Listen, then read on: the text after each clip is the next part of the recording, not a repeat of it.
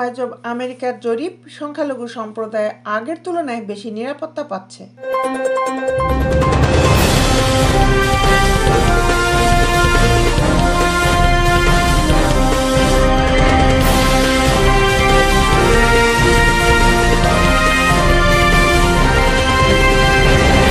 ভয়াবহ আমেরিকা বাংলার এক জরিপে দেখা গেছে, বাংলাদেশের অধিকাংশ মানুষ মনে করছেন অন্তর্বর্তী সরকার দেশের ধর্মীয় জাতিগত সংখ্যালঘু জনগোষ্ঠীকে বিগত আওয়ামী লীগ সরকারের চেয়ে বেশি নিরাপত্তা দিতে পারছে।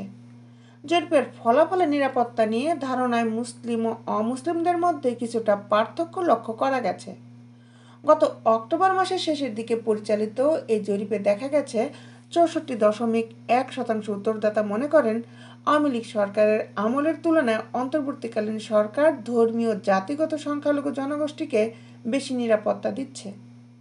মাত্র 15.3% উত্তরদাতা মনে করেন বর্তমান সরকার সংখ্যালঘুদের জন্য আগের চেয়ে খারাপ নিরাপত্তা দিচ্ছে।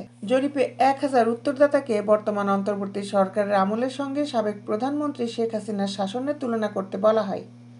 বাংলাদেশে গত 5 আগস্ট আওয়ামী লীগ সরকার পতনের পর বিভিন্ন গোষ্ঠীর মধ্যে যে প্রতিশোধ প্রবণতা দেখা যায়, তার বড় এক ধাক্কা গিয়ে পড়ে দেশের ধর্মীয় সংখ্যালঘু, বিশেষ করে সনাতন ধর্মাবলম্বী বা হিন্দুদের উপর। দেশের বিভিন্ন স্থানে সংখ্যালঘুদের বাড়িঘর, ব্যবসার প্রতিষ্ঠান, ধর্মীয় স্থাপনাগুলোতে ভাঙচুর, অগ্নিসংযোগের ঘটনা ঘটে।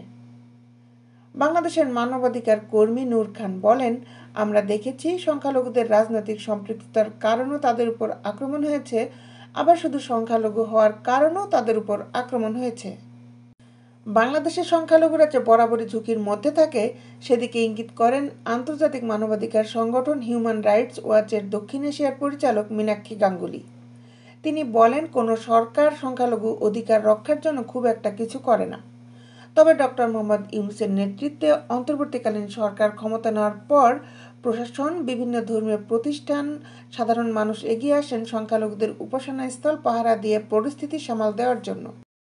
যুক্তরাষ্ট্রের পররাষ্ট্রমন্ত্রী অ্যান্টনি ব্লিংকেন গত 26 সেপ্টেম্বর নিউ ইয়র্কে বাংলাদেশের অন্তর্বর্তী সরকারের প্রধান উপদেষ্টা ডক্টর ইউনূসের সঙ্গে সাক্ষাৎ করেন। পরে যুক্তরাষ্ট্রের পররাষ্ট্র দপ্তরের মুখপাত্র ম্যাথিউ মিলার জানান, দুই নেতা অন্যান্য বিষয়ের মধ্যে সংখ্যালঘু সম্প্রদায়ের সদস্য সহ বাংলাদেশের সবার জন্য মানবাধিকার সুরক্ষার গুরুত্ব নিয়ে আলোচনা করেছেন।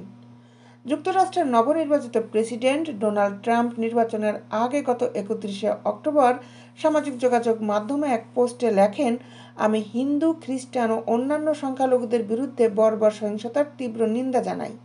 যারা বাংলাদেশে মব দ্বারা আক্রমণ ও লুটপাটের শিকার হচ্ছে, দেশটি সম্পূর্ণ বিশৃঙ্খলার মধ্যে রয়েছে। বাংলাদেশের যে কোনো অজুহাতে হিন্দুদের নিশানা করার ঘটনা নতুন নয়। মানবাধিকার কর্মী নূর খান যেমন বলছেন, দেশের রাজনৈতিক অস্থিরতার সময় দুর্বলের প্রতি সবলের আঘাত দ্বারা বিগত দিনে দেখেছেন এবং এর প্রধান শিকার হয় সংখ্যালঘু সম্প্রদায়। তবে সাম্প্রতিক সময়ে ইতিবাচক ইঙ্গিত দেখতে পাচ্ছেন নূর খান। তিনি বলেন, আওয়ামী লীগ সরকারের সময় যে সংখ্যা ছিল সে সংখ্যা ক্রমান্বয়ে কেটে উঠছে। এক ধরনের স্বস্তি সংখ্যালঘু সম্প্রদায়ের মধ্যে আসতে শুরু হয়েছে। দেশ বিদেশের আপডেট নিউজ পেতে আমাদের সাথেই থাকুন। Justice television, Dhaka.